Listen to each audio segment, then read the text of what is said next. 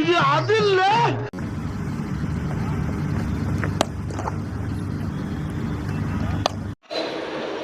பெரிய CSK net ப்ராக்டிஸ்லாம் பண்ணுறாங்க.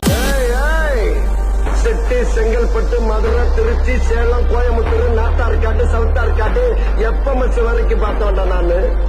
அருவா கம்பெல்லாம் என்னை டச் பண்ணி டயர்ட் ஆகி போய் கிடக்கு.